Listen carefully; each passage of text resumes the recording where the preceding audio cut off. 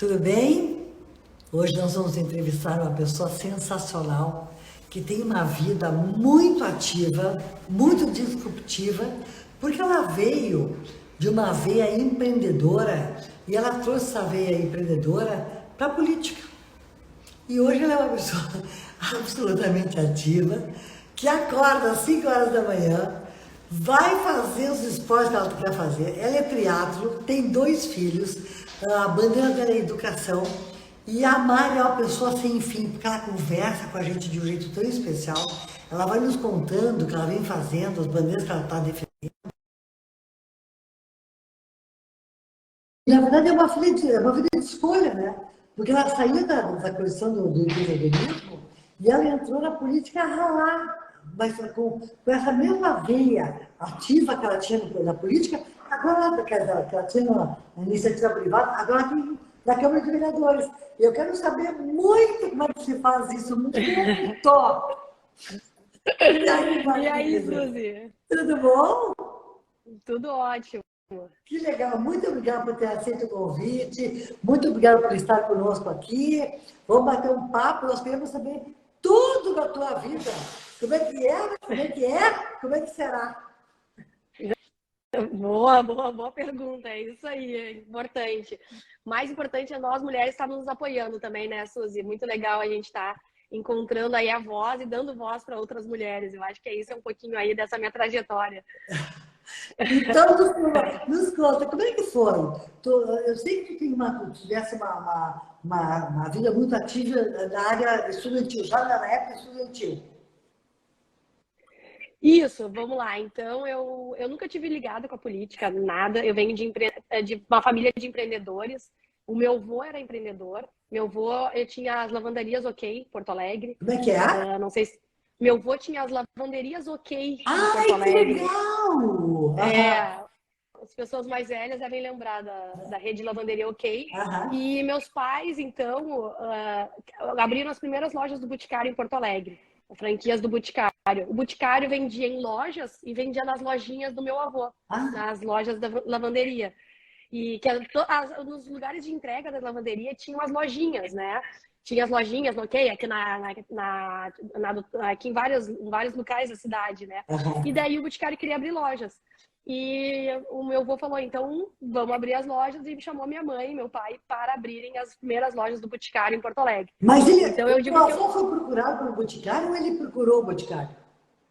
a minha mãe era aeromoça e ela conheceu o Boticário nos aeroportos. Foi assim que o Boticário começou. Então ela voava e era aeromoça, e daí ela conheceu o Boticário e falou pro meu avô, olha, tu tem que levar essa empresa que está fazendo sucesso no Brasil para servir, né, para vender então nas lojas do OK.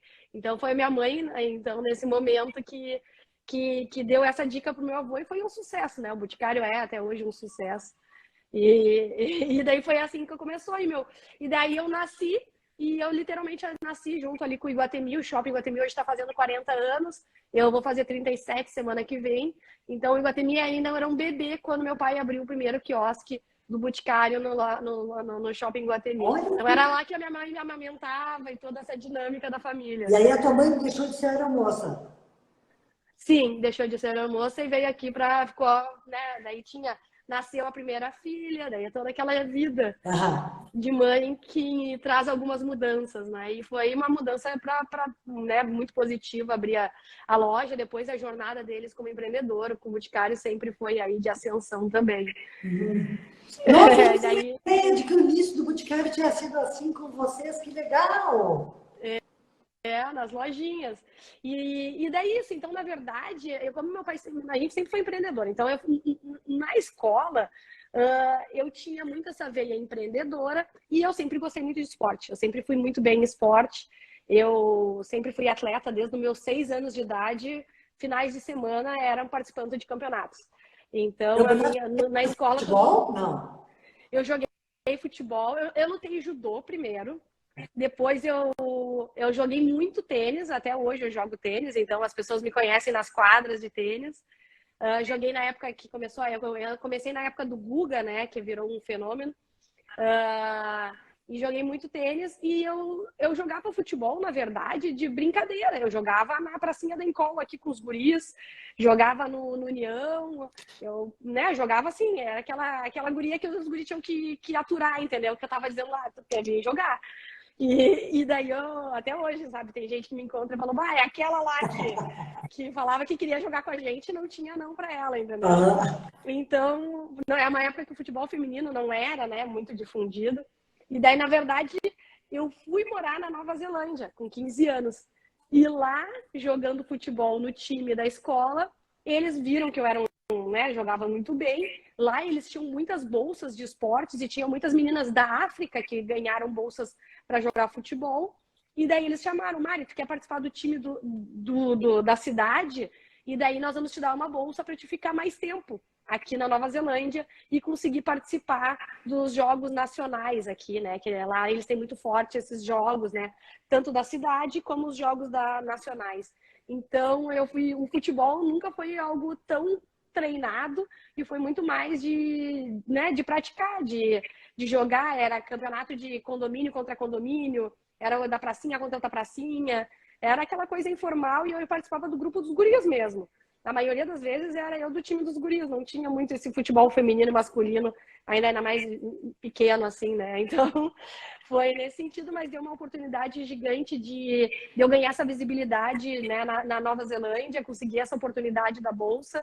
E lá todo mundo me conhecia na cidade, na própria escola, por estar, né, eu estava sempre no jornalzinho e tudo mais, por estar conseguindo esse desempenho também no esporte. Então, foi assim a minha base escolar, nunca na militância política. Tu assim. fosse para Nova Zelândia em função do futebol ou não tem nada a ver?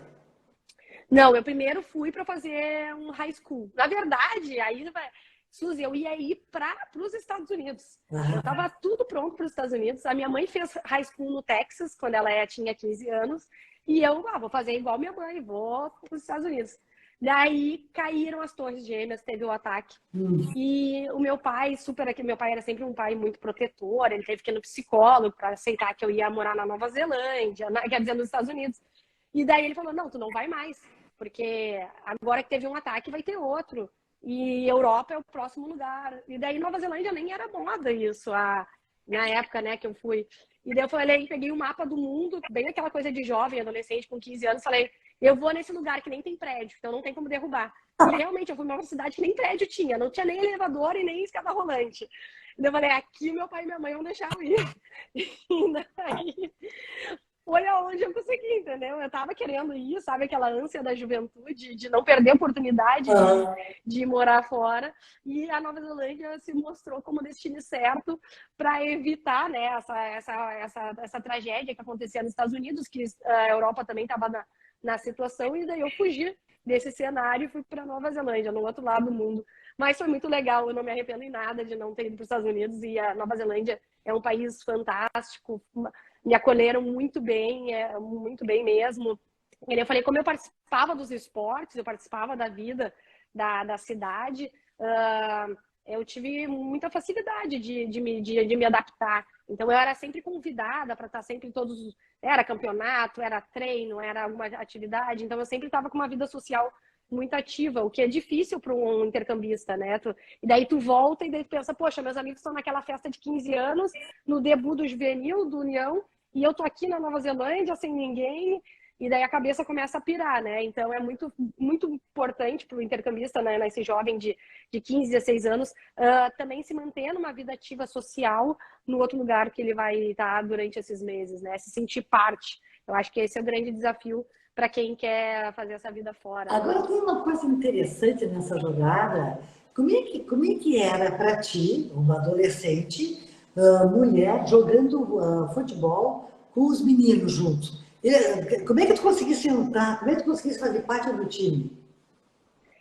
Então, eu nunca aceitei muito não, né? Eu sempre fui uma pessoa que acreditava que eu conseguia entregar e ir e fazer as coisas, então eu nunca aceitei muito não. Eu comecei, na verdade, no judô com 6 anos, e no judô só tinha menino e eu era uma das únicas meninas. Pois é. Então, os primeiros nãos vinham... Eu me lembro que com 8 anos, por exemplo, eu peguei um ônibus aqui e fui até Macaé, no Rio de Janeiro. Imagina, com 8 anos... Junto com o time? Junto com o time do judô, aqueles, né, um monte de gente mais velha e tudo. Era mais nova, e eu fui para participar do campeonato de judô lá em Macaé, um campeonato internacional de judô em Macaé. Daí eu cheguei lá, depois de um dia de viagem de ônibus, imagina, com 8 anos, e não tinha nenhuma menina para competir na minha idade. E daí os organizadores do campeonato, meu treinador, falou: Mari, tu pode voltar aqui sem ter lutado, ou tu pode participar da categoria dos meninos. E eu falei: não, eu vim aqui para lutar, né? Eu vou perder, eu ganhar é consequência, mas se eu vim aqui para me arriscar. E eu acho que esse sim foi o meu desafio, entendeu? Eu vim aqui para me arriscar. Posso perder, posso ganhar dos meninos, né? E daí foi assim que foi meu primeiro desafio, quando eu me vi nessa situação de não ter a categoria feminina com 8 anos no judô. E assim que eu sempre vi na perspectiva do futebol depois, também ao longo dos anos, né? Eu tenho a escolha de me paralisar diante de um problema, de um obstáculo e de uma situação que ainda era rotineira na minha época que eu praticava esses esportes. Hoje já é um outro cenário para as meninas, mas ainda não é o ideal, mas é um outro cenário. Ou eu podia participar e trabalhar nessa perspectiva. Então, os guris hoje, tem muitos amigos meus, né? Eles, a gente se dá super bem e sempre foi uma relação muito legal, assim, sabe? Deles entenderem que eu estava conquistando o meu espaço e eles saberem jogar. Óbvio que vai ter um preconceito, tem as piadinhas, isso faz parte das mulheres que estão quebrando tabus. E a gente tem que saber que a gente está quebrando tabus para outras virem e ganharem seu espaço, né? Eu me lembro que quando... Vamos voltar essa história muito interessante. Com 8 anos, tu te deparaste lá em Macaé, sozinha, uma mulher. O que te fez ir e não desistir? Porque tu poderia ter uma justificativa boa, não tem, que não tem mulher, não tem classe feminina, então cair fora seria uma justificativa bastante aceitável. O que te fez ir adiante? Bom, aqui em casa a gente tem, como eu falei, a gente vem de uma veia empreendedora. Meus pais sempre me motivaram a seguir meus objetivos, a lutar por eles. Nunca tive não e preconceito aqui em casa. Então aqui meu pai e minha mãe me tratavam que eu, né, nos meus pequenos desafios que eu tinha, até, vamos lá, eu mesmo tendo uma família com capacidade financeira, meu pai e minha mãe falavam: vai buscar teu patrocínio para ir no teu campeonato. Então eu ia buscar o meu patrocínio para ir para o campeonato, entendeu? Então eles sempre me colocavam que os obstáculos eu teria que aprender a lidar com eles. O não e a questão de tu não vai conseguir nunca era uma realidade aqui em casa. Aí, nada era forçado, entendeu? Mas eu acho que essa base de criar autoconfiança foi uma coisa muito importante que veio da minha família, né? Meu pai e minha mãe sempre me ensinaram a contornar os obstáculos. O varejo que eu venho, né? Que eu vinha, sempre foi sobre contornar obstáculos, né? Meu pai me levava para frente da loja. Meu pai ficava, quem conhece meu pai sabe que ele ficava 3 horas na frente da loja do Iguatemi, por exemplo, ou outras, olhando e ficava analisando e falava: Mari, o que tu tá vendo ali? Será que aquele cliente foi bem atendido? Por que ele tá saindo sem sacola? A gente passeava no shopping e tinha que ficar contando sacolinhas para ver, será que tá faturando bem ou não? Meu pai muitas vezes pedia, se a loja não estava cheia, ele pediu para as gurias trocarem a roupa, saírem com as sacolinhas da loja no shopping, porque isso criava uma perspectiva de consumo. Uma vez que, se tu começava a ver lojinha, sacolinha do Boticário, poxa, a Suzy pode pensar: eu tenho um amigo secreto, ou eu tenho aquela festa de 15, eu vou dar o Boticário, tá aí. Tá todo mundo com essa sacola do Boticário aqui no Iguatemi. Então, isso, né? Quando tu tem um pai empreendedor, uma família empreendedora, a hora que tu tá com a tua família, muitas vezes é na hora do trabalho, né? Meu pai trabalhava de varejo de domingo a domingo, então pelo menos sábado ele estava trabalhando. Então muitas vezes o momento que eu ia estar com ele e com a minha mãe era o momento da loja, né? E, então estar inserida nesse ambiente sempre era aquele momento que eles passavam os aprendizados. Eu acho que tinha um pouco disso, de não nunca aceitar esse não e sempre tentar observar e ver como contornar os desafios que eram impostos. E eu tive muitos treinadores bons. O meu treinador de judô, até hoje eu tenho contato com ele, o Sidão, ele é como um pai para mim. Eu tive uma lesão muito séria no judô, que eu era um pouco orgulhosa, estava lutando com um guri, que a gente lutava muito forte, assim, eu e ele nenhum queria perder. E para não perder, na hora que ele ia me dar um golpe, assim, final, assim, quando eu tinha 10, 12 anos, eu botei o braço. E daí foi esse osso para cima desse. E daí acavalou meu braço. E meu treinador, nessa hora, o Sidão, pegou e deu uma chave de braço lá no meio do treino e colocou meu braço no lugar.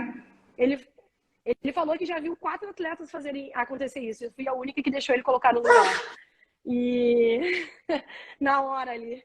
Então, né, mas então o Sidão é tipo um pai para mim, né? Sempre foi. Então eu digo que os meus treinadores sempre foram pessoas que eu confiei no processo, eu confiei na jornada, eu confiava nos aprendizados. Então, se ele dissesse que eu poderia ir lá e competir com aquele menino, eu me sentia apta a estar lá competindo com aquele menino. Então, acho que, né, eu sempre confiei nesses treinadores que eu tive. Depois foi no tênis também, que eu tive um grande treinador, mas eu acho que eu tive essa escola muito bem dos meus pais e das pessoas, dos professores que eu tive ao longo da vida, assim, que eu diria.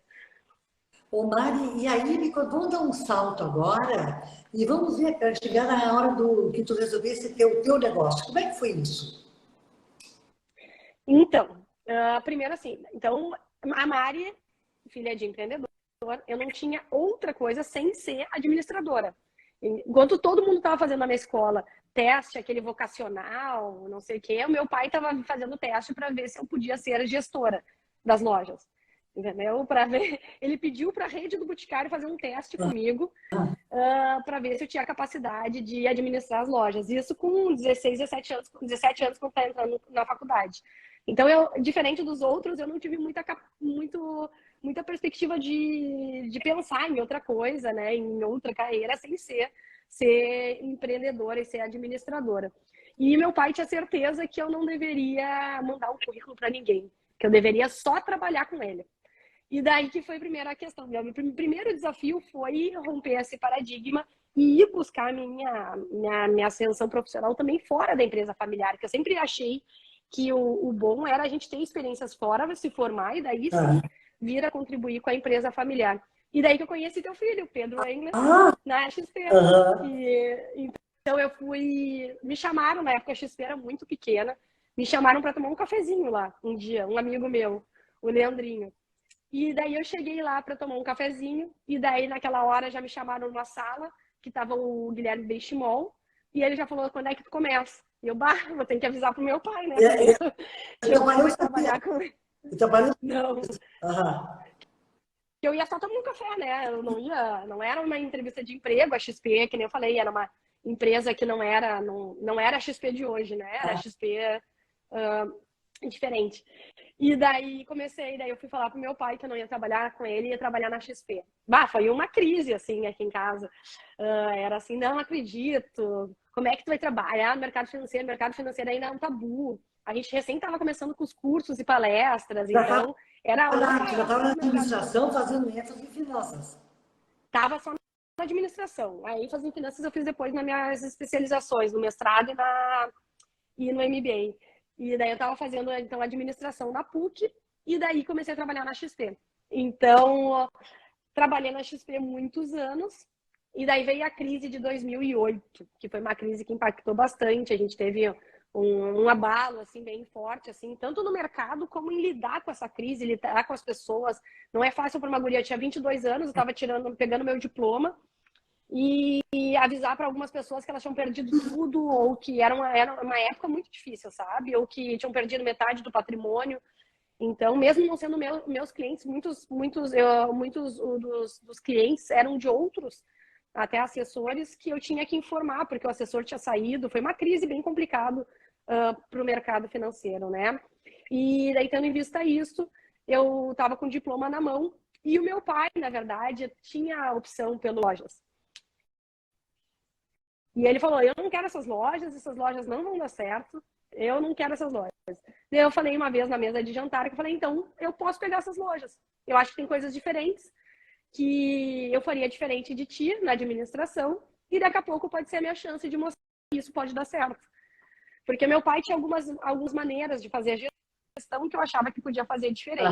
Né? Uma guria de 22 anos, saindo da faculdade, toda aquela... E daí meu pai não queria essas lojas, não queria pegar essa oportunidade, e daí eu falei que gostaria. E daí que fui até o banco, no Banco do Brasil, e consegui um financiamento de R$200 mil na época, era 200 e alguma coisa, pelo Proger, que era um programa incentivado pelo Banco do Brasil com uma taxa de juros bem pequena. Mas Então, qual foi a reação do teu pai quando tu dissesse, então eu quero? não, ele falou que ia me apoiar, ele me apoiou, ele nunca me criticou. Eu falei que então eu quero, e ele falou, não, então é a hora de tu fazer e dá certo, eu vou te apoiar. Então, assim, o meu pai sempre, ele deixava eu dizer as coisas e sempre me apoiou. Então, quando eu falei que eu queria, ele colocou à disposição, por exemplo, uma funcionária dele antiga para me ajudar a ser a minha primeira Mas não gerente. entrou por dinheiro. Não, eu fui no banco. É. Eu me lembro as primeiras reuniões que eu tinha era sentada, não tinha nem escritório, era sentada no chão. Não, o carro era um Fiat Uno que eu usava para loja, que tinha duas, né? Tinha que ir um Fiat Uno, não tinha nada, era vidro assim, né, na mão, não tinha nada. Meu pai eu nunca ganhei muitas coisas assim, mão beijada, sempre eles fizeram eu né, fazer a jornada, mas sempre tiveram, nunca foi um não, assim, eles sempre fizeram eu saber né, me desvencilhar dos obstáculos, crescer em cima dos obstáculos, mas eles nunca me podaram. E daí que eu abri as minhas lojas, eu buscando uma nova perspectiva de administração, algumas questões diferentes que ele tinha feito, e, e daí abri essas duas lojas, a gente abriu uma empresa de vendas em company também, então eu vendia em locais fechados, com uma outra equipe que eu tinha no centro. Então, foi uma maneira também de aprender na vida real, né, o que era empreender. Foi um momento de bastante aprendizado. Imagina uma guria de 22 anos, recém com um canudo na mão e com mais de 20 pessoas na equipe, né? Então, aprendi, por exemplo, como a primeira trabalhista também foi com 23 anos, fui para uma audiência trabalhista com 23 anos, para aprender a demitir e contratar pessoas. É uma série de decisões que tu toma, negociar com gerente de banco. Poxa, é uma série de situações que vão acontecendo, né? Que vai aprendendo. E é o dia a dia do varejo. Eu me lembro que até hoje, no Natal, por exemplo, eu tava ia faltar produto. E meu pai era aquele tipo de pessoa que ele nunca deixaria faltar produto no Natal. E eu escolhi meu pedido e ia faltar um produto. Que eu sabia que meu pai ia me criticar no último se acabasse aqueles produtos, que ele nunca deixava faltar produto na loja. Daí, o que eu pensei? Bom, para não dar crise, para não ter problema, o que eu vou fazer? Esse produto que está vendendo, ele está na altura dos olhos. Daqui a pouco eu vou pegar o produto que é quase igual, que está um pouquinho mais em cima, e vou baixar na altura dos olhos das pessoas. E eu mudo essa dinâmica e daqui a pouco vende esse outro, que eu tô cheia de estoque. E daí eu peguei e mudei, e assim, ó, foi um sucesso, que daí eu acabei terminando sem falta de estoque em nenhum dos dois. E daí isso aí eu não podia contar pro meu pai, né? Mas o importante era que tinha dado certo e ninguém ia avisar que a loja da Mari, a filha do Manuel, ia estar sem o produto tal, entendeu? Porque tinha sempre uma cobrança muito forte, de eu não vacilar. Tá, Maria. E quando ela passou na tua mãe nessa jogada toda? Minha mãe sempre foi uma mulher muito dinâmica, muito também empreendedora, assim. Ela nos deu muito apoio quando era criança, né? Nessa rotina de mãe, éramos três, e três com perfis diferentes, e três aí com bastante atividades. Mas a minha mãe, quando o meu irmão já estava maior, que era o filho mais novo, ela, além de ficar ajudar no administrativo, ela ficava na gerência do Bourbon Country, da loja do Bourbon Country. Então, essa era. Mas ela sempre esteve junto, sempre esteve apoiando. E a minha mãe, ela é uma mulher que teve que, algumas vezes, devido à questão das crianças, diminuir o sonho dela, mas ela foi fazer a faculdade com 50 anos de gastronomia. Hoje ela produz cerveja. Então. Ela produz cervejeira. Artesanal, super boa. Vou te levar uma cerveja da minha mãe. Vou adorar. Então, a minha mãe é aquela mulher que também nunca me podou, né, nos meus sonhos e sempre esteve, né, deixando eu e meus irmãos acreditando na gente. Ela falou que ela tem cada filho diferente. Então, eu era uma filha que corria solta, outros, né, minha irmã já precisava de mais ajuda, mas ela nunca deu um não, assim. Ela ia comigo nos campeonatos, se precisava passar o sábado no ginásio, ela passava, então nunca teve esse problema. Legal, que babado. Tá, Maria, daí tu tivesse as duas lojas do Boticário, por quanto tempo? Eu tive por 3 anos as lojas. E aí? E daí o que aconteceu?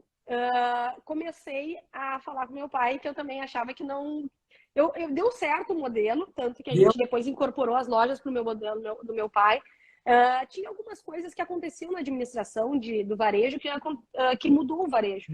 Antigamente, por exemplo, os gerentes de loja ganhavam muito dinheiro, que eles ganhavam um percentual das vendas. E a gente trabalhou com uma perspectiva de valor fixo, algumas perspectivas de meta. Então, foram algumas mudanças que, para ele, que tinha uma equipe já muito antiga, não teria como trazer essas mudanças. E que a gente conseguiu trazer, e ele também incorporou algumas mudanças na rede dele. Daí, o que aconteceu? Com 3 anos de operação, eu já comecei a ver que eu estava ficando naquela mesma, né? Eu falei, que eu tenho as 2 lojas, eu dependo do Boticário para abrir a próxima empreendimento, eu, naquela ambição de também continuar crescendo, eu falei para o meu pai que eu achava que eu deveria buscar novamente uma qualificação se um dia eu fosse assumir as outras lojas, ou se a gente fosse vender no mercado. Então, a gente fez um processo de coach que me ajudou, e eu acho que isso é uma dica legal. Todos esses processos que eu fiz, eu nunca fiz sozinha. Eu sempre busco pessoas para me amparar. Então, eu tenho um grupo de amigos fantásticos de empreendedorismo. Eu sempre tive essa troca muito grande. Eu acho que trabalhar com isso sozinho, e a jornada do empreendedor é uma jornada muito sozinha. Então, acho que não ficar sozinha é a pior coisa. Então, acho que eu sempre busquei meus amigos. Eu fui presidente da CDL Jovem, então eu tinha muitos amigos do varejo. E daí, nessa hora, eu busquei uma coach que me ajudou. Falar para o meu pai que eu não queria mais dar continuidade e ficar com as lojas, queria que ele, né, administrasse, incorporasse. Foi também outra ruptura muito triste, assim. Quando tu tem uma empresa familiar, Suzy, a empresa e a família, elas são quase a mesma coisa em muitos momentos. E a loja era quase sendo um irmão para mim e para os meus irmãos. Então, tu dizer que tu negar aquilo ali, muitas vezes, é como tu tá negando alguma coisa da família, entendeu? E eu falo isso que para muitos filhos de empresas familiares, eles vivem isso na pele, né?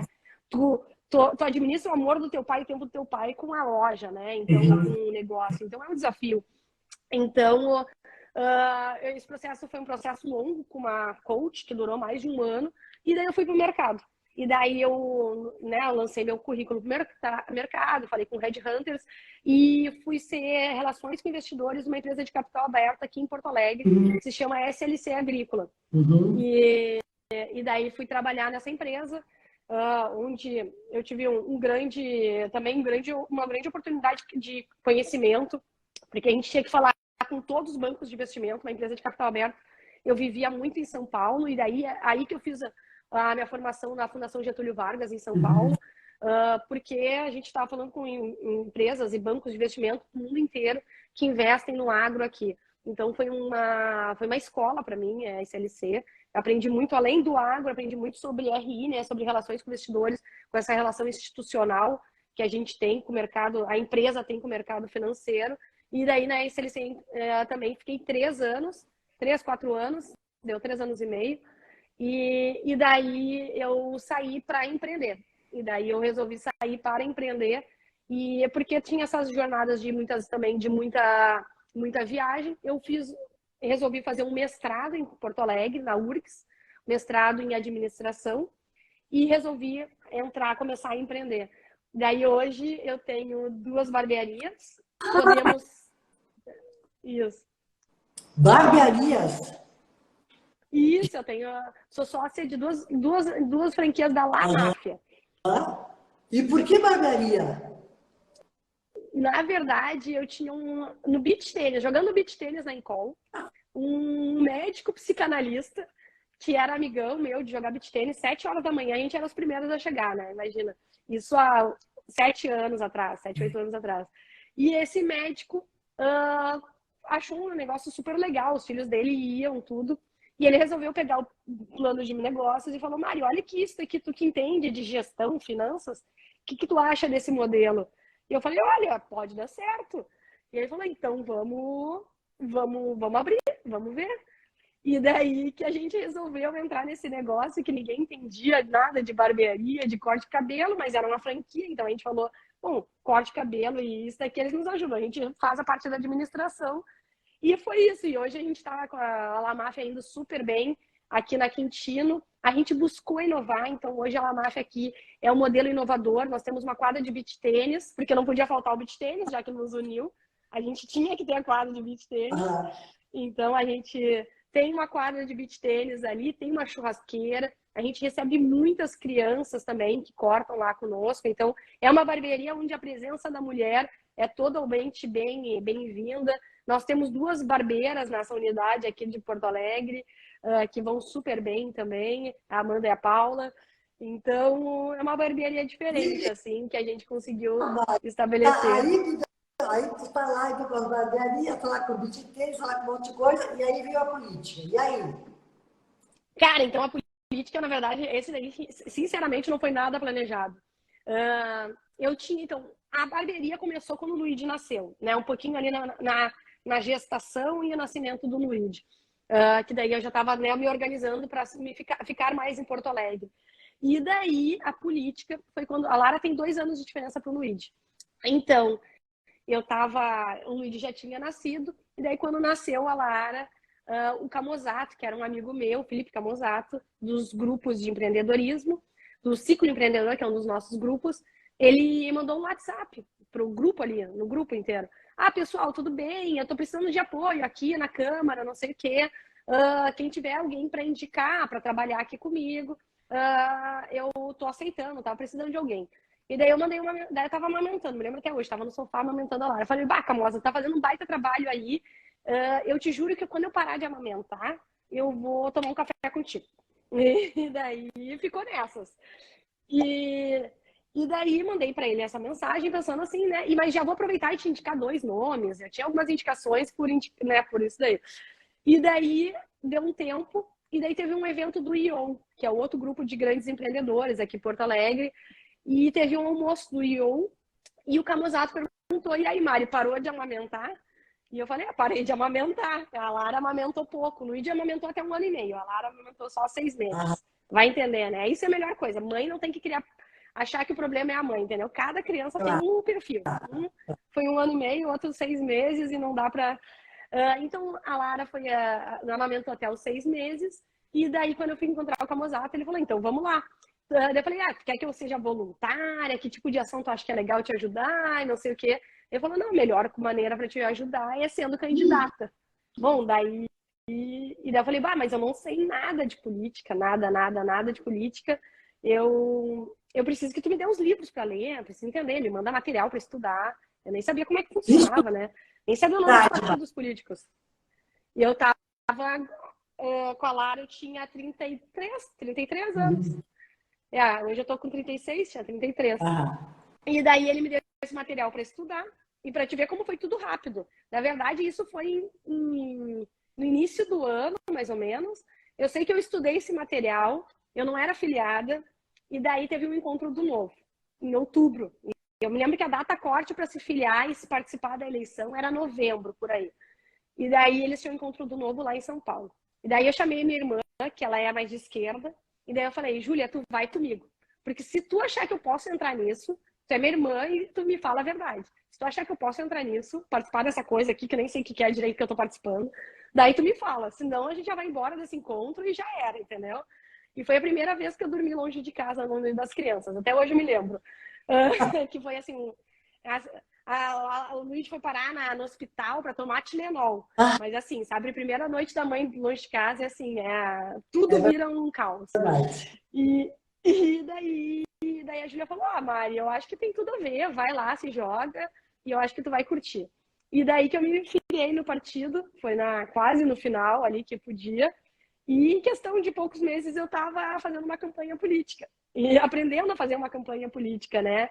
Então eu não conhecia ninguém, não tinha nenhuma grande militância, assim, mas eu tinha uma vontade de fazer a diferença na política. Eu tinha certeza que essa mudança era através das crianças, sempre e foi a minha bandeira. Eu acredito muito no potencial de mudar através das crianças.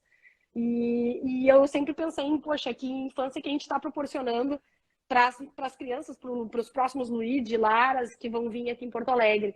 Hoje meus irmãos moram em São Paulo, então saíram de Porto Alegre. É a realidade de muitos, né, dos nossos jovens, assim, muita gente da minha idade não mora mais em Porto Alegre. Isso. E, poxa, que cidade a gente está deixando para a próxima geração, né?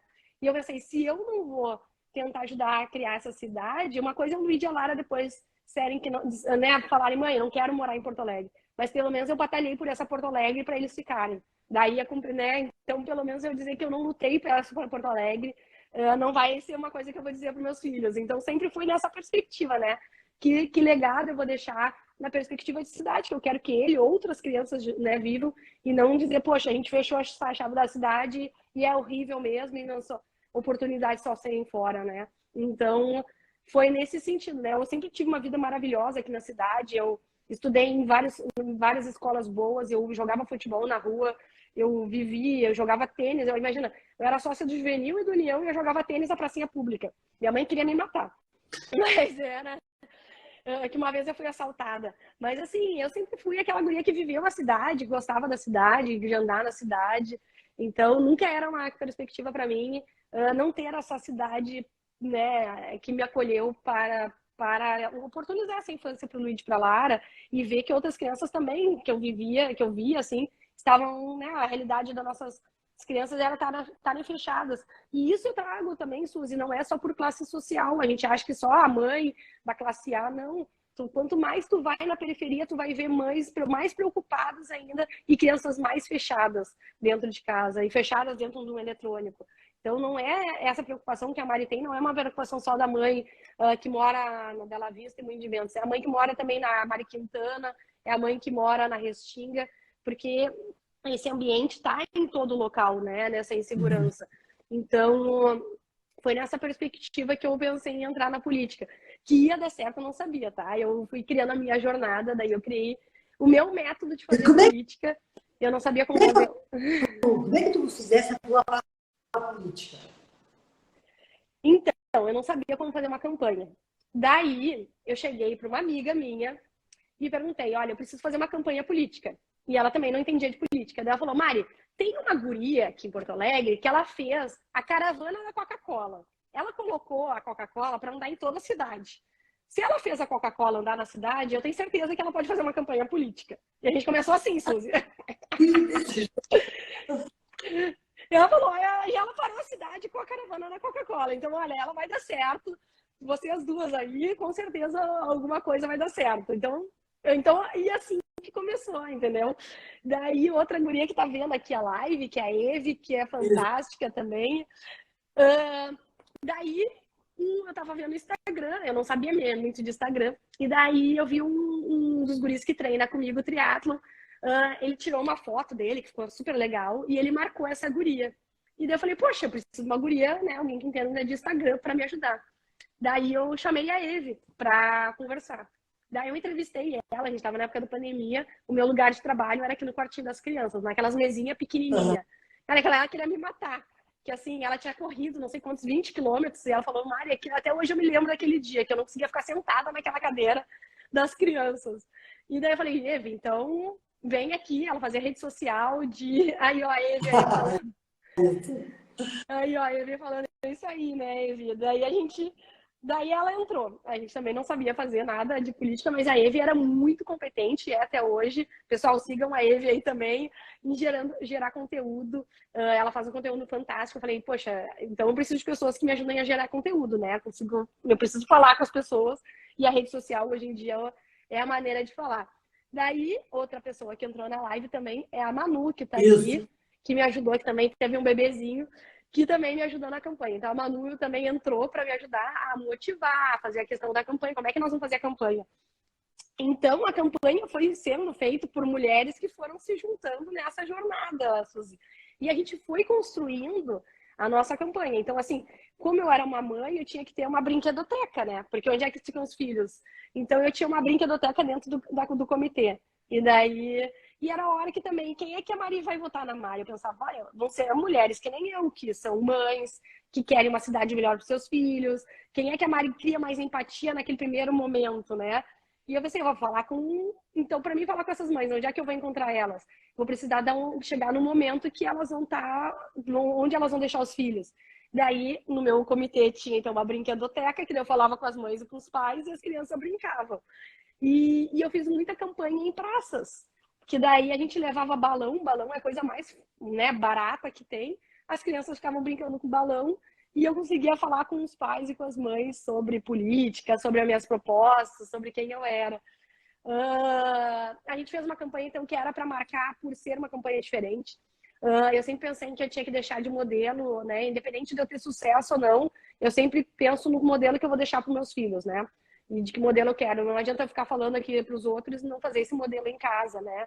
Então, eu fiz toda a compensação ambiental da minha campanha. Todo o impacto que a gente fez de lixo, de resíduos na campanha, desde a camiseta que a gente usava, o indie banner que a gente utilizou, o material que a gente utilizou, todo ele foi feito a compensação ambiental.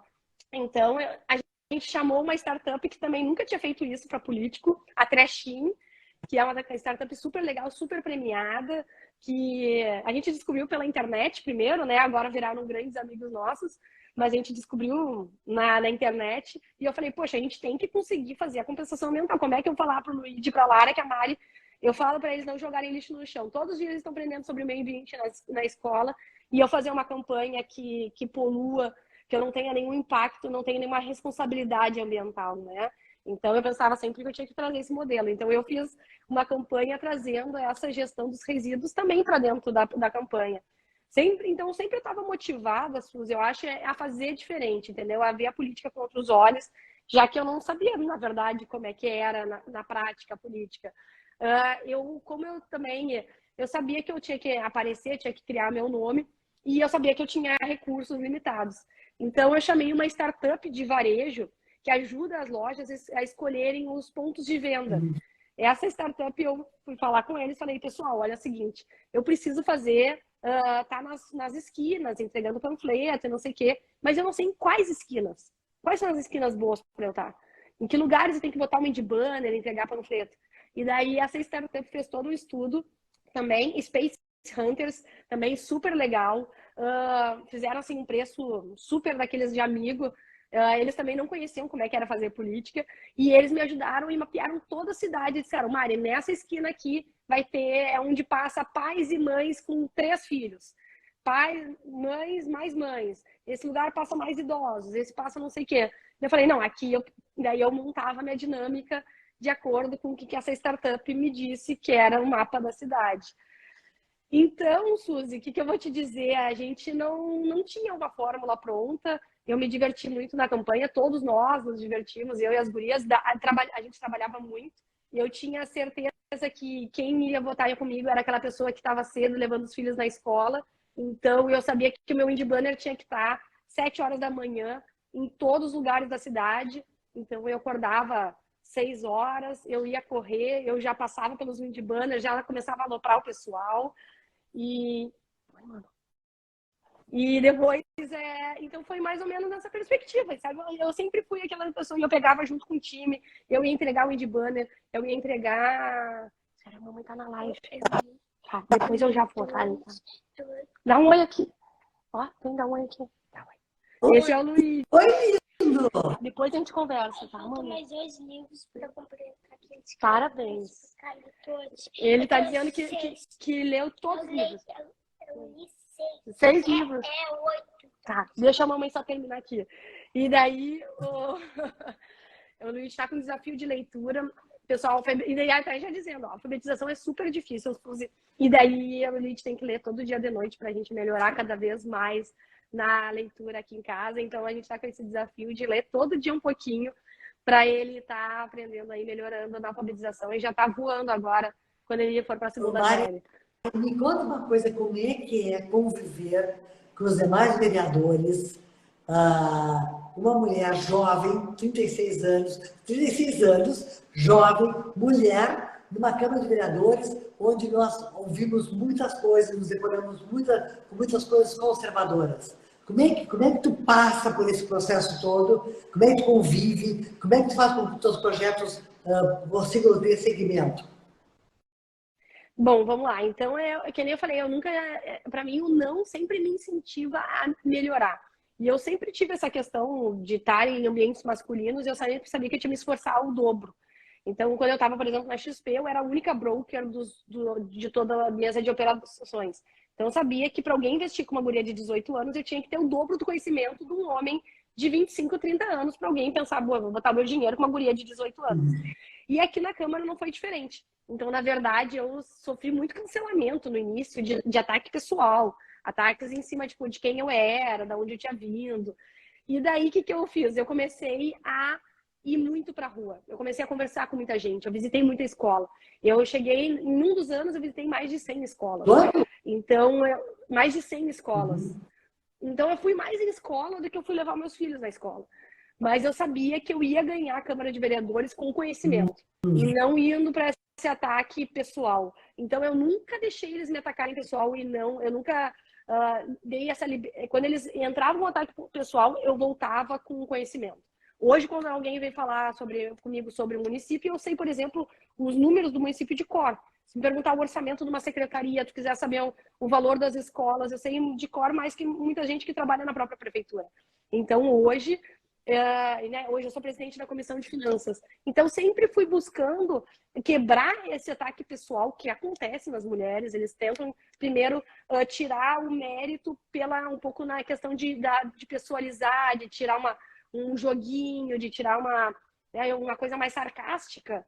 E eu sempre trouxe em cima do conhecimento e colocando eles no lugar em cima de conhecimento. Tu tá dizendo isso, isso, isso. A guria que mora no Moinhos de Vento não sabe sobre educação pública. Sabe sobre educação pública, ela foi lá e visitou mais de 100 escolas, eu conheço o nome das escolas, sei onde é que tá com a janela quebrada, qual que tá faltando água, entendeu? Sei o nome da diretora e eu tô lá, entendeu? A guria do Moinhos de Vento não sabe sobre orçamento público, sabe sim, entendeu? Sei sobre todo o balanço do orçamento e tenho todas as informações e posso aqui colocar para ti. E estou mais preparada que metade dessa Câmara, entendeu? Nessa parte de orçamento. Então, acho que é essa a perspectiva. Eles sempre vão atacar em cima de quem tu é e em cima de alguma coisa de imagem, assim, que me parece que é um pouco desse paradigma que eles tentam trazer. É a idade, muitas vezes é da onde tu vem, ou não tem experiência, né, na área pública.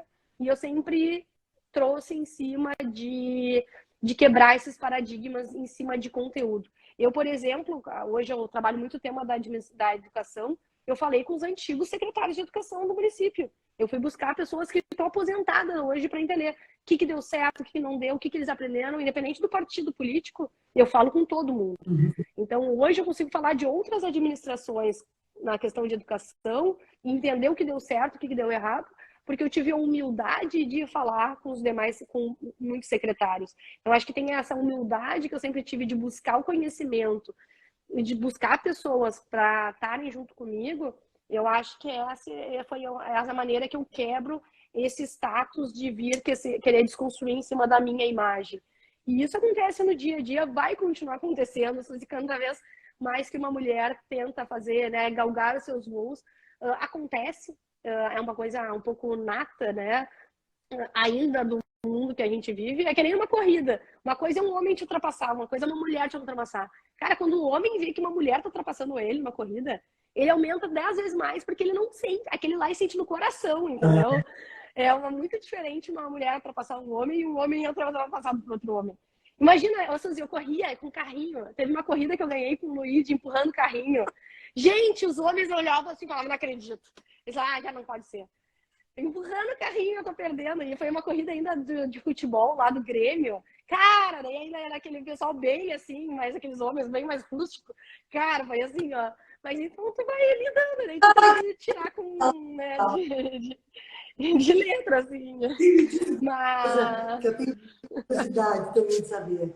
Como é que tu convive com outras mulheres da Câmara de Vereadores, onde outras mulheres têm partidos absolutamente contrastantes com o teu?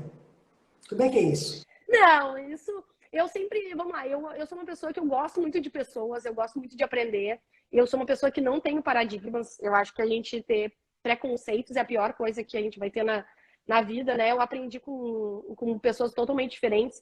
Eu sou uma pessoa que gosta de amizades verdadeiras. Eu prefiro aquela amizade que vai te dizer na cara. Eu sou aquelas amigas, sabe, Suzy, que falam a verdade na cara. Eu não vou ficar passando a mão. Então, eu prefiro estar respaldado por pessoas verdadeiras. Então, tem muitas pessoas que a gente diverge em muitos projetos. Mas eu nunca hesitei em ter uma relação cordial e correta com todos, independente do partido político. Teve situação que eu fui denunciar, por exemplo, uma vereadora, antes de denunciar uma coisa que estava errada, Eu fui no gabinete dela, ela era da oposição, hoje ela é deputada federal. Eu sentei e falei, eu queria falar contigo. Nós conversamos, falei, olha, isso daqui que tu fez estava errado. Eu estou denunciando na mesa diretora, mas eu queria antes te olhar no olho e dizer que eu estou fazendo isso. E só para dizer, a gente não vai subir agora nas redes sociais, nós vamos divulgar só daqui a 24 horas para te estar ciente. Então, eu nunca fui, nunca joguei desleal, sabe? Eu sempre sou uma pessoa que eu vou te olhar e vou dizer, Suzy, isso daqui que tu tá querendo não é uma maneira que eu vejo, mas eu entendo a tua posição com relação a isso. Então, eu acho que esse ataque pessoal é onde se perde. E tu conseguir entender o que converge em cada um de nós, eu acho que esse é o grande desafio da política, entendeu? E cada uma de nós tem muitos pontos que convergem. E a gente tem vergonha, muitas vezes, de olhar nesses pontos que convergem pela essa polarização que a gente vive, entendeu? Então, eu acho que essa é a beleza da política, conseguir olhar os pontos de convergência para construir. Porque para votar qualquer coisa aqui, eu vou precisar de 20, 30 votos. E eu não vou conseguir com a Mari votando sozinha. Então, a política é sobre convergência. A gente é uma cidade totalmente... Somos 36 vereadores, somos uma cidade de realidades diferentes. E se eu não ouvir os vereadores, não saber a realidade de cada um, eu consigo ter empatia muito forte pela minha situação. Mas como é que é a realidade de uma mulher negra da periferia? Eu não sei viver, eu posso ter empatia diante da situação, mas eu não vivi na pele dela. Qual a realidade de um homem idoso que mora no Partenon? Eu não sei. Então, eu consegui enxergar com os olhos dos outros as dificuldades e as suas realidades. Eu acho que é um grande desafio que a gente tem como político. E não criar que o paradigma no que está certo é o que a Mari acredita que está certo, diante da minha bolha que eu vivo, entendeu? E diante dos...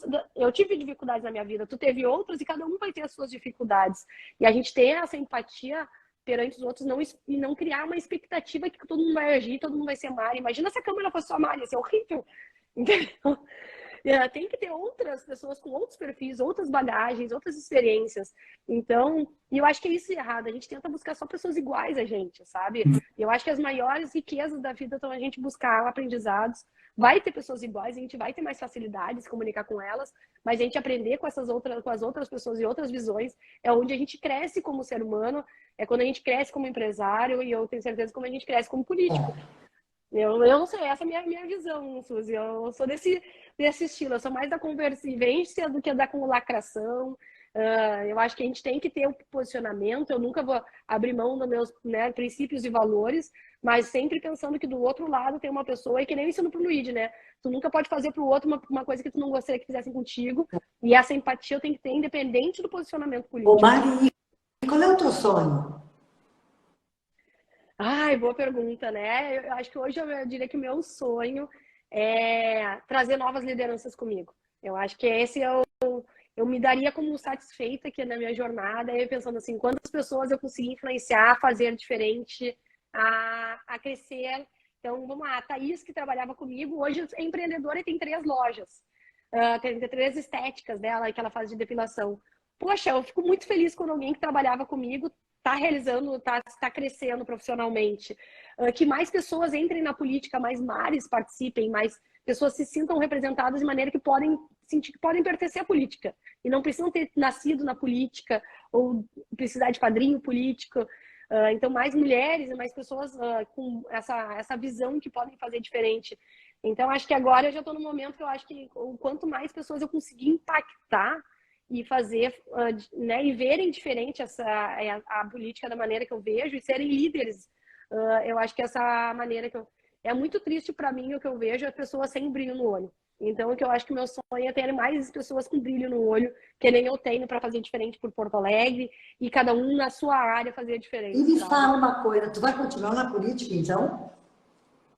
Durante um tempo, sim. Não vou ficar política para sempre, tá? Eu acho que é legal ter momentos, né? Ir para a política, ajudar, ter sucessão. Eu acho legal, assim.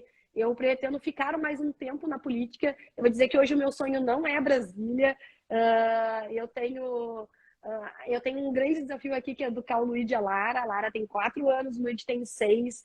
Eles precisam da mãe aqui. Então, eu tenho certeza que vai ter outras pessoas que vão estar nos representando em Brasília e que, quem sabe, outras pessoas podem estar ouvindo essa live e pode se tornar o próximo deputado ou deputada federal que vai nos representar. E eu sou aquele tipo de pessoa que eu não tenho problema nenhum nas pessoas estarem voando, porque eu tenho certeza que essa jornada e cada um vai alcançar seu sonho. Então, o meu sonho hoje ainda é que ter uma família muito bem estruturada, né, com as crianças crescendo num ambiente saudável, e eu conseguindo continuar gerando esse impacto em Porto Alegre, no Rio Grande do Sul, onde está a minha alçada aqui, que eu acho que eu estou conseguindo fazer, né? Entendo, aí ter mais pessoas também se inspirando. E aqui, Suzy, vai assim, é tu fazendo diferença na associação comercial, é as gurias lá na AME, a Fernanda Enchepari, a Flávia Alvarez fazendo diferente lá na AME, também que cuida das crianças. São diversas ONGs que nós temos, são escolas que fazem um grande trabalho, são professoras que fazem a diferença. Então, eu acho que muitas vezes a gente acha que é só o político, mas tem muita gente que faz essa diferença no lugar que está. Então, acho que esse brilho no olho não depende só de ter pessoas vindo na política, mas eu acho que projetos legais, pessoas que estejam aí para realmente fazer a diferença, e até nós, muitos empreendedores, eu tenho muito orgulho. Eu tenho os meninos que começaram a trabalhar comigo na barbearia, que eu me lembro que tinham 18 anos e ganhavam R$1.000. Hoje eles estão com carro, com família, super bem-sucedidos, e eu olho, poxa, isso daqui... E eles estão felizes, sabe? Eu vejo, poxa, olha o sonho deles, né, de serem barbeiros de alta performance, alguns saíram para dar curso. Então, acho que é esse o sentido, a gente trazer as pessoas para crescerem é o meu grande desafio, assim, como hoje, como pessoa e na política, né? E, Magno, nos conta, melhor dizendo, já que nós estamos já indo para os momentos finais, eu queria que tu contasse para nós uma das situações que tu enfrentasse, uma das dificuldades e a forma como que tu superasse a dificuldade. Bom, então, agora para entrar na política, teve muita gente que não quis embarcar nesse sonho. Eu recebi muitos não. Eu trouxe aqui o caso da Thaís, que sonhou junto comigo, da Manu, da Eve, mas teve muita gente que falava, mas por que ela está entrando na política com uma bebê de 1 ano, com um filho de 3 anos? Porque ela não espera eles ficarem grandes para entrar na política. E essas dúvidas, muitas vezes, eram dúvidas de mulheres e não eram de homens. Muitas mulheres vieram me julgar de eu estar entrando na política tendo 2 filhos pequenos. E o que eu estava fazendo na política, sendo que eu, né, tipo, como eu estaria, não estaria fazendo uma coisa correta, como é que eu ia dar conta da política sendo mãe de 2 filhos pequenos? E esses pré-julgamentos é onde tu leva aquele soco no estômago. E principalmente quando vem de uma mulher, entendeu? Que era onde tu tinha que buscar aquele carinho, aquele olhar mais assim, tu consegue, porque grande parte da sociedade já vai te dizer não por tu ser mãe, tu já tem um grande fardo de que, tipo, isso daqui é coisa da mãe. Quem dá uma mamar de noite, quem acorda de noite, quem leva pra escola, quem vai no médico, quem dá vacina. Então já tem um olhar da sociedade, tu espera isso de um homem. Mas quando uma mulher diz pra ti que por que tu tá entrando na política? Por que tu vai se candidatar e porque tu não espera teus filhos ficarem grandes? Eu acho que esse foi meu maior soco no estômago quando eu ouvi isso, sabe? Na minha época da campanha. E alguns profissionais sérios aqui de Porto Alegre. E daí foi aí que eu vi que eu tinha muito que entrar na política, sabe? Que eu acho que a grande questão é que eu nunca aceitei um não, sabe? Quando tu me diz um não, eu tenho mais vontade ainda de galgar e de alcançar. E muitas vezes é só para quebrar aquele não.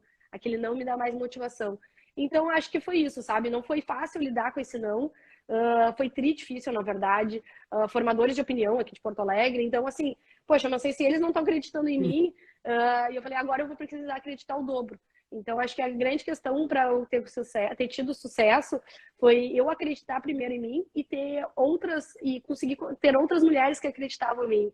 E diante da nossa imperfeição, eu acho que da nossa vulnerabilidade, eu nunca disse que eu ia ser igual um homem na política. Eu sou uma mãe que nem tu viu, o Luigi veio aqui na live. Daqui a pouco, se tivesse uma live com um homem, não teria o Luigi, entendeu? Eu não faço, por exemplo, 2 eventos noturnos normalmente seguidos, porque eu não deixo de botar as crianças na cama. Se uma noite, tudo bem, mas na outra noite eu tento estar compensando aqui com eles, para não ficar ausente, que aquele horário noturno é quando tu tem aquela troca normalmente com teus filhos, né? Tu já colocou muito Pedro também para dormir. Então, tu sabe que tem alguns horários que são aqueles horários ricos da troca mãe e filho, né? Então, eu nunca imaginei e me coloquei num paradigma que muitas vezes a sociedade te coloca de eu ser igual um deputado, uma vereadora homem, ou fazer uma política igual aos homens. Eu não tenho tempo de ficar ouvindo várias coisas de política. Eu tô aqui na correria com as crianças, não sei o quê. Muitas vezes naquela correria eu falo, pessoal, minha assessoria me liga, Mari, está acontecendo isso, é isso que aconteceu, mas eu me parcero com pessoas e eu faço a política do meu jeito. Eu posso não ter acompanhado a política nos últimos 20 anos, mas hoje, com 2 anos de política, eu sei muito sobre Porto Alegre e sei sobre os problemas de Porto Alegre. Eu posso não lembrar o nome do secretário de Educação, de obras no governo Fortunati, mas eu sei de muitas outras coisas de Porto Alegre. Então, a gente não se comparar com os homens foi meu grande desafio, e não fazer as pessoas quererem me comparar com os homens. Eu vou ser diferente do Camozzato, meu pai tá amigão meu, mas a Mari vai fazer política diferente. Nós vamos ser diferentes, entendeu? Porque ele é homem, eu sou mulher, entendeu? E não tem por que Então, eu aceitar essa vulnerabilidade, que algum dia vai ter o Luiz e a Lara doente. Teve agora, essa semana, a Lara caiu na escola, eu cheguei meia hora atrasada na sessão. Faz parte, entendeu? Comecei conectada. Tive que pegar lá na escola que ela tinha caído e cortado a boca. Então, acho que é esse, sabe, Suzy, o grande desafio para nós mulheres é não termos medo na nossa vulnerabilidade. Sabe que a nossa vulnerabilidade é o que nos faz diferente, que nos traz a nossa potência. E a gente, quando vê que a vulnerabilidade que a gente tem é a nossa potência, é quando a gente entende que a gente pode ocupar esses espaços do nosso jeito. Então, eu acho que é esse o grande aprendizado que eu tive ao longo dessa minha campanha, ao longo da minha hoje trajetória política, é entender que a Mari é diferente, vai ser diferente, e a minha vulnerabilidade vai ser onde eu vou ter olhos para outras coisas que outros políticos não têm, porque eles não vivem isso. Então, eu acho que foi isso. Mas a primeira vez que tu vê isso, tu sente uma perna, entendeu? Um baque, assim, tu pensa, o que eu tô fazendo, sabe? Se ninguém acredita, que eu... Sabe? Tem horas que tu começa, será que daqui a pouco era realmente melhor? O Luiz tem 15 anos, a Lara ter 12, 14, e eu tocar minha vida aqui só com as barbearias, porque eu vou tentar melhorar a cidade, entendeu? Então, foi a maneira que eu lidei com essa situação, Suzy. Que maravilha. Mari, que encanto te ouvir, e quanta riqueza tem na tua vida. Maravilha. Eu fiquei, assim, emocionada, sensibilizada. Muito obrigada por ter aceito o meu convite. Obrigada a todos vocês que estiveram conosco ao longo dessa 1 hora e estarão conosco daqui por diante também. Eu compartilho com a Mari. Eu, na condição de presidente da Associação Comercial de Porto Alegre hoje, fazendo agora em abril 1 ano, sendo a primeira mulher em 165 anos dessa entidade, eu compartilho os meus desafios com os diretores, com os conselheiros, com o vice-presidente, sendo quem eu sou.